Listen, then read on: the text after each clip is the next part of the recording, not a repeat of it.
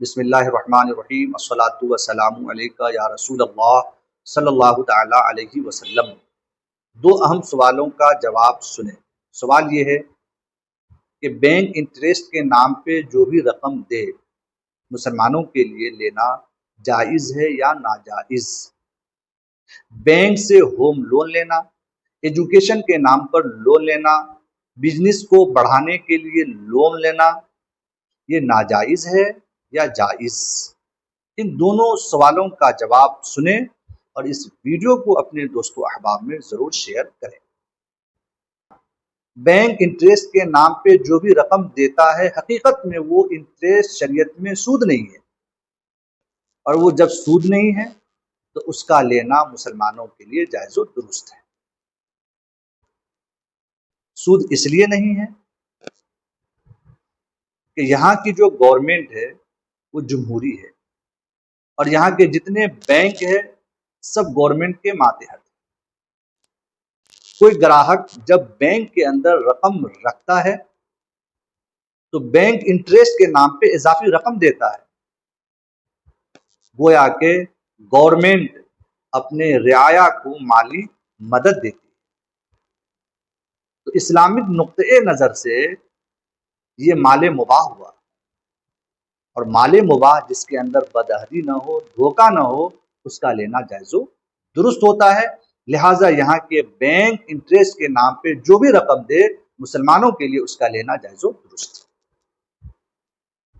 Bank سے home loan لینا، education کے نام پہ بیوپار کو بڑھانے کے لیے ہوم لون لینا، اس کی حیثیت قرض کی۔ عمومی حالت میں ہوم لون لینا، ایجوکیشن کے نام پہ لون لینا، بیوپار کو بڑھانے کے لیے ہوم لون لینا، یہ ناجائز و گناہ ہے، اس لیے کہ اس کی حیثیت قرض کی ہے، اور ہر وہ قرض جو نفع لائے جس میں اضافی رقم دینا پڑے وہ سود ہوتا ہے۔ لہذا عام حالت میں ہوم لون لینا یہ ناجائز و گناہ ہے، کیونکہ انٹرسٹ دینا پڑے گا، اور جس طرح سود لینا گناہ، سود دینا بھی گناہ ہے۔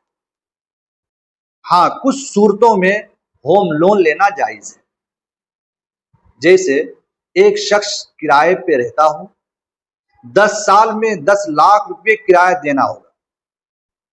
اگر وہی شخص ہوم لون لے کر کے گھر بنائے تو 5 لاکھ روپے انٹرسٹ دینا ہوگا، تو اس صورت میں انٹرسٹ کی رقم کم ہے اور کرایہ کی رقم زیادہ ہے۔ تو ہوم لون لے کر کے اگر وہ گھر بنا لے تو انٹرسٹ کی رقم کم ہے، اور فائدہ یہ ہوگا کہ 5 سال کے اندر خود کا گھر بھی ہو جائے گا اور کرایہ دینے سے وہ بچ جائے گا۔ اس لیے یہاں شریعت نے بینک سے لون لینے کی اجازت دی۔ اسی طرح ایجوکیشن کے لون کا مسئلہ ہے، بیوپار بڑھانے کا مسئلہ ہے۔ فائنینس پر گاڑی لینا، کمپنی سے فائنینس پہ گاڑی لینا ایک صورت میں جائز ہے اور ایک صورت میں ناجائز ہے،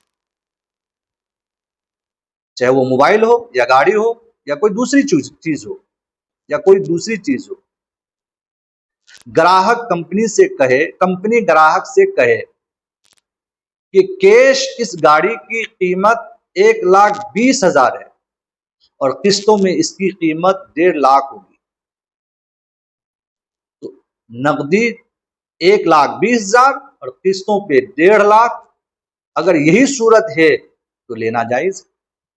اور اگر کمپنی یہ کہے کہ اس کی فکس قیمت شو روم میں 1,20,000 روپے ہے، لیکن 2 سال کے اندر 3 سال کے اندر قسطوں پہ گاڑی لی جائے تو اس کا انٹرسٹ 30,000 روپے دینا ہوگا، تو اس صورت میں گاڑی لینا قسطوں پہ ناجائز و گناہ ہے۔